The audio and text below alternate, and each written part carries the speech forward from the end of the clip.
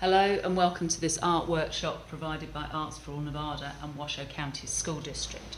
So today what we're going to do is we're going to create our own picture, create using symbols to create a story of our trip from home to school, and we are going to look at how the Aboriginal people use symbols within their own artwork.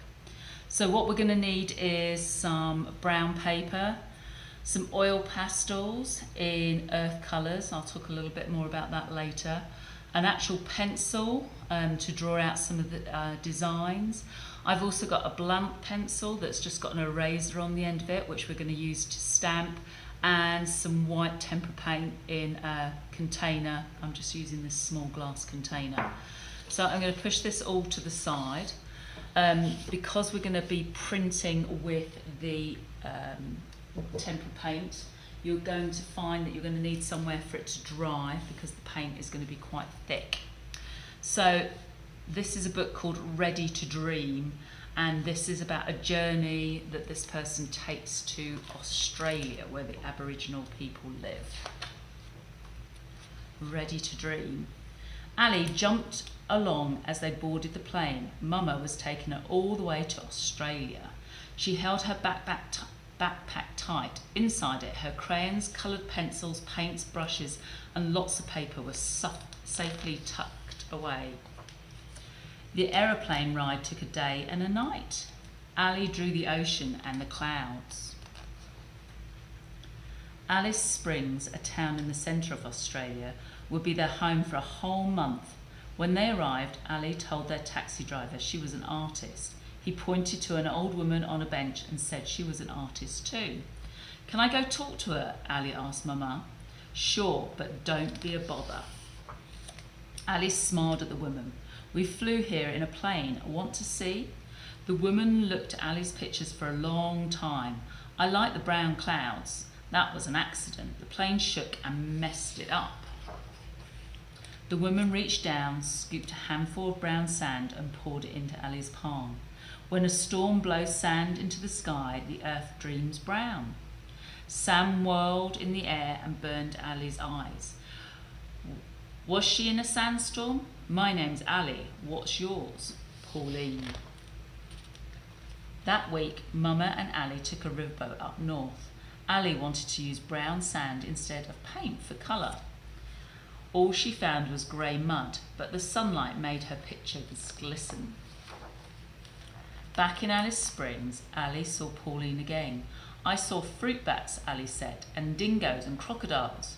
Pauline touched the corner of the picture. "Nice ragged edge." Ali wrinkled her nose. "It got caught on the zipper of my backpack."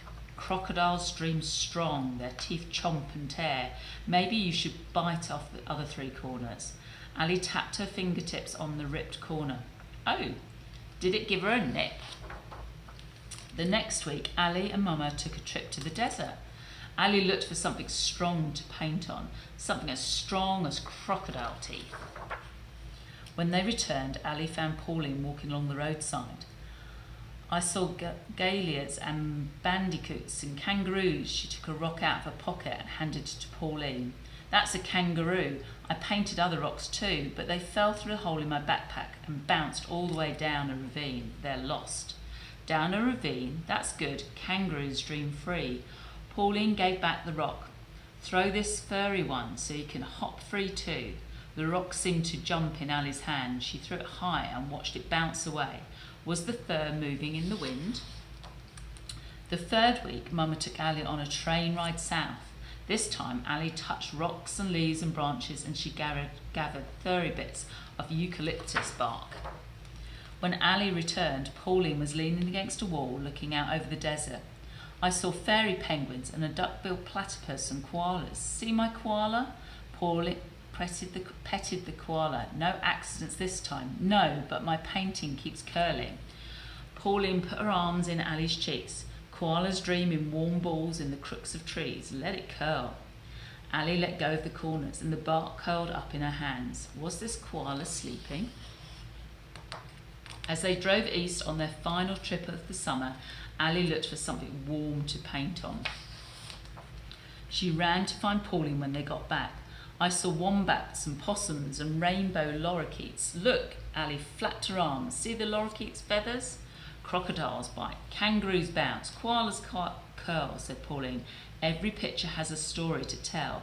Let the lorikeets dream its story. Ali closed her eyes. Her arms seemed to rise on their own as she circled the tree. Was she flying? The next day, Ali explored all on her own. She saw a thorny devil and ants and goannas. She walked in a wide arc around a snake. When she lay on the sand and looked up at the night, stars came out. In the morning, she visited Pauline. I saw so many things. Did you paint them? No, but I can show you. Ali sat down and drew a giant goanna with her fingers in the sand. Pauline's joined hers, adding dots all around. A sudden wind came up and blew away their drawing. Ali laughed. Our pictures everywhere. Pauline smiled. Now you're ready to dream.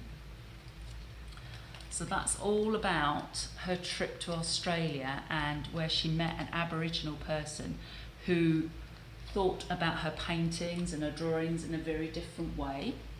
So what I've got to show you are two examples of pieces of artwork done by Aboriginal people. So they are the native people of Australia, and they have lived in Australia for thousands of years. And created all different types of artwork on different materials, sometimes painting on the body, on bark, clay and wood sculptures, and even on rocks. And until recently there was no written history, so they used these paintings as a way to show their history and pass on the knowledge and the culture to future generations.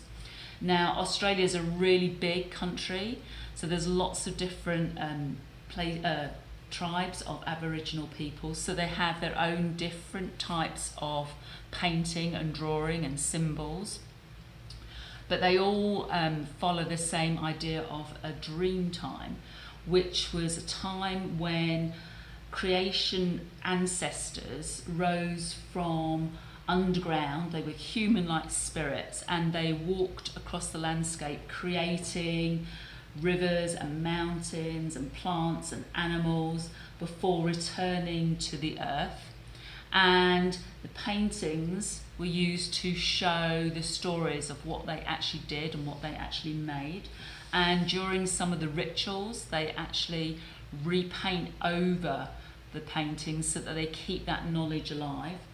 Many of the paintings were made from natural materials, so materials that they would find in the landscape that they would grind down and then mix with liquid and then paint on whatever materials they were using. They would use fingers, they would use their hands, they maybe use sticks and feathers, grasses to make brushes, and they might even blow paint onto a surface. So lots of different ways to make the paintings. They have lots of symbols in them. Now, so a symbol is something where no words are used, it's just a drawing to show something, to represent something. Lots of circles and lines and dots around shapes. You also get spirals in them. Because there's so many different tribes, they mean different things for different people within the country. There's no scale within the picture. That means the sizing is not in relation to each other, so they change the sizing. So some things might be really small in real life, but on the picture they might be really big.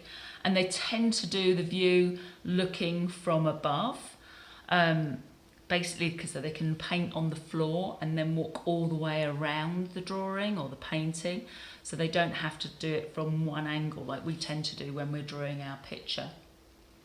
They're often like maps, and as well as giving a story, they're telling about a journey that they've done or telling people about directions where they can go to. So things like this could be arrows, these could be water holes. So they tell all different things within their pieces.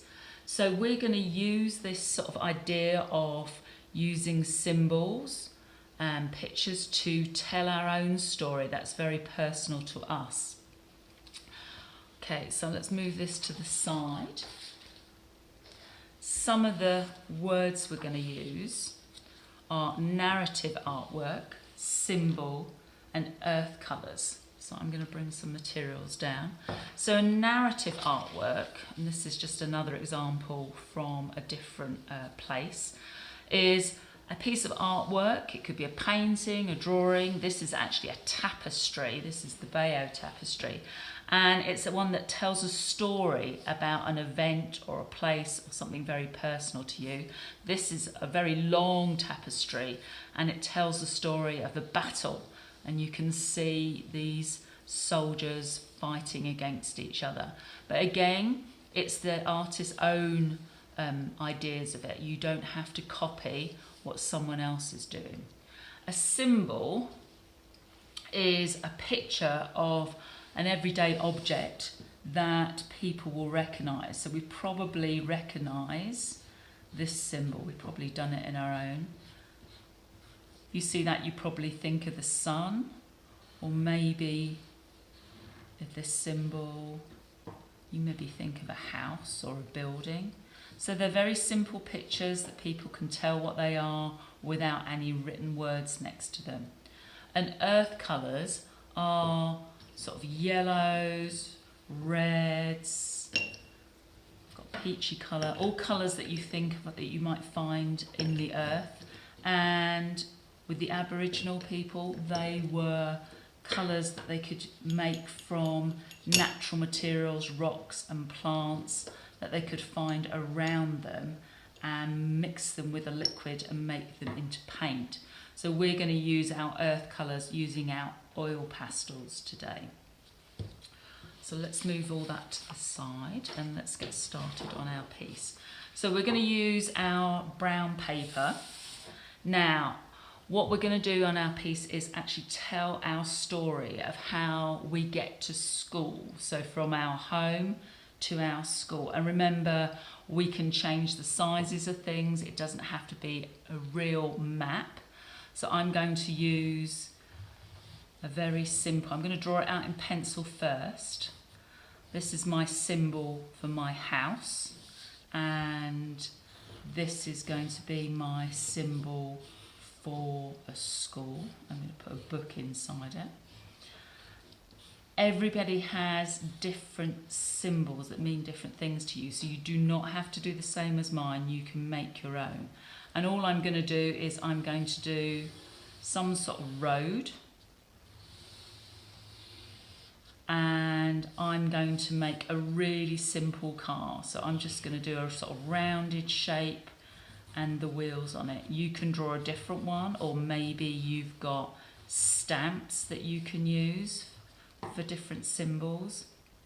And I want you to think about 3 things that you see on the way. So it could be the mountains, maybe there's a traffic light, or maybe I'm going to see a crossing. So you can see that like the traffic light's a lot bigger than the car, and the mountains are a lot smaller. So remember, the scale, the size of things does not have to be like they are in real life. I'm not going to put too much detail in it. All I'm then going to do is actually use the black oil pastel to go round things and outline it, have a line going all the way around it so it really, really stands out. So you need to press down quite hard. Sometimes they break, but that's okay. Oh, just saying that one, I did break there. You don't have to go exactly on top of the black lines. If you go to the side, or it's not exactly, it doesn't matter. You're not really going to see them by the time we do all the oil pastels. And I'm just going to colour them in really quickly. Maybe you're going to actually add the sun, or you're going to see some other things you might see on your journey to school.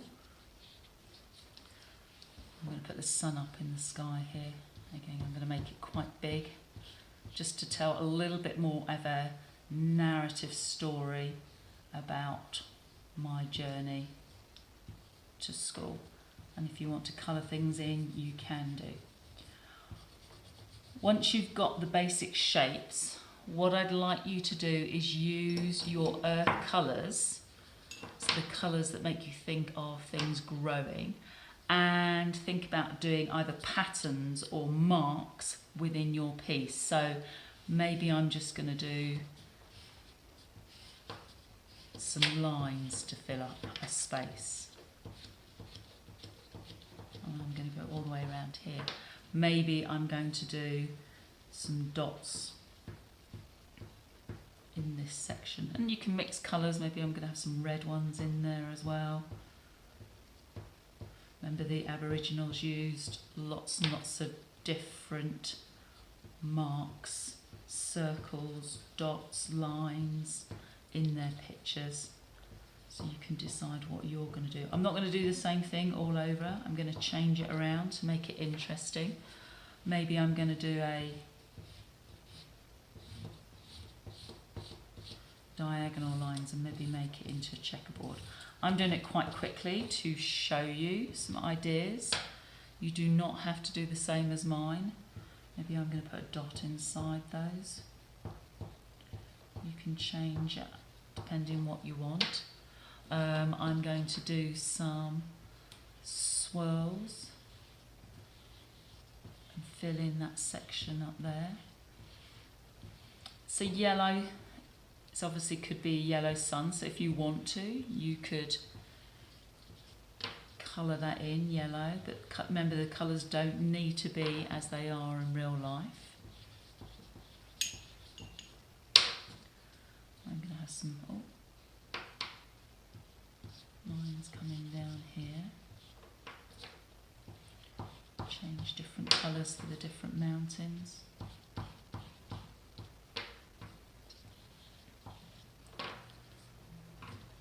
I was going to put some more detail on my road using my white. The lines going down the middle. So you can add things to actually make your symbols look a little bit clearer.